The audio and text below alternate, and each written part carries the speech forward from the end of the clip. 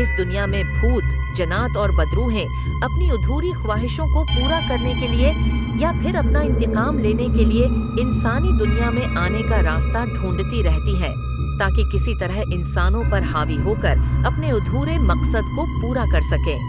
ये कहानी अदील और सना के साथ पेश आने वाले हादसे की है। वो लोग हनीमून मनाने हिमालय जा रहे थे। सारी तैयारी मुकम्मल हो चुकी थी और ये लोग अपना जरूरी सामान लेकर बाई रोड हिमालय के लिए निकल गए। रात काफी हो चुकी थी और हाईवे पर उनकी कार के अलावा कोई भी कार नहीं थी। सड़क के दोनों तरफ घने जंगल थे और वीरान सड़क पर बस ये दो लोग अपनी कार में थे। अदील और सना एक दूसरे से बात कर रहे थे। अदील का ध्यान सड़क की तरफ से हट गया। अभी ये लोग बात ही कर रहे थे कि उनकी गाड़ी से कोई चीज टकरा गई। अदील और सना अचानक से चौंक जाते हैं। अदील कार को साइड पर पार्क करता है और कार से उतर कर देखता है। वहाँ एक काली बली उनकी गाड़ी के नीचे आकर मर गई थी। अदील और सना उस बली की लाश को उठाकर वहीं एक जंगल में दफना देते हैं। ये लोग उस बली को दफनाकर थोड़ी ही दूर जाते हैं कि उनकी गाड़ी खराब हो जाती है। रात अंधेरी है, हर तरफ सिर्फ जंगल और सन्नाटा है। सना है को डर लगने लगता है और वो कहती है कि क्यों ना पैदल चलकर कोई कॉटेज या होटल तलाश करे ताकि वहाँ रात गुजार सके। थोड़ी आगे जाकर अदील को एक पुराना खिस्ता हाल है गेस्ट हाउस नजर आता है, जो कि उनके लिए उस वक्त किसी नामत से कम नहीं था। ये दोनों अपनी गाड़ी वहीं छोड़कर इस गेस्ट हाउस में चले जाते हैं। वहाँ सिर्फ एक बूढ़ी औरत मौजूद होती है। अदील इससे कमरे की चाबियां लेता है और वो औरत चुपचाप उन्हें चाबियां दे देती है। सना की नजर एक बली पर पड़ती है और वो डर के मारे जोर से चलना उठती है। अदील भागकर उसके पास आता है। सना उससे बताती है कि उसने अभी यहाँ पर वही बली देखी है जो उनकी गाड़ी के नीचे आकर मर गई थी।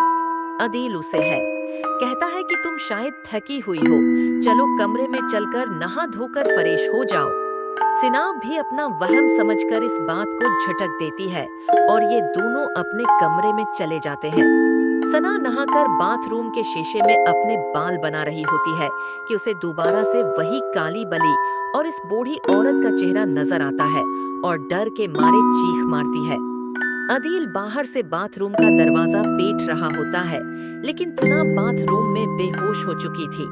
वो भागता हुआ रिसेप्शन पर मास्टर की लेने जाता है तो देखता है कि वहाँ कोई भी नहीं है और दीवार पर किसी ने खून से मौत लिखा हुआ है और एक काली बल्ली की लाश पड़ी हुई है।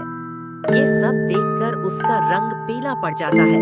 वो घबराहट के आलम में सना को लेने दोबारा कमरे की तरफ आता है। जैसे ही अदील दरवाजा खोलकर कमरे में दाखिल होता है तो देखता है कि सना को एक चुड़ैल ने गला पकड़कर हुआ में उठाया हुआ है और सना बेहोश है। अदील रोते हुए कहता है कि मेरी सना को जाने दो, हमने तुम्हारा क्या बिगाड़ा है। तब वो चुड़ैल बताती है कि जो है बल्ली उनकी गाड़ी के नीचे आकर मर गई थी। वो उस चुड़ैल की बेटी थी और वो अपनी बेटी की मौत का बदला लेने के लिए आई है और अब वो उन दोनों को जान से मारकर अपना बदला पूरा करेगी। अदील की लाख मनते करने के बावजूद भी वो चुड़ैल अपने नाखूनों से सना का गला चीरकर फाड़ देती है और उसकी गर्दन जिस्म से अलग कर देती है। अदील भी सना की मौत के बाद वहीं खुदकशी कर लेता है। अब सवाल ये है कि उनकी मौत उस होटल में हुई, लेकिन उनकी लाशें कब्रिस्तान में कैसे मिले और क्या ये बदरूहें जानवरों की शक्ल अख्तियार कर सकती हैं?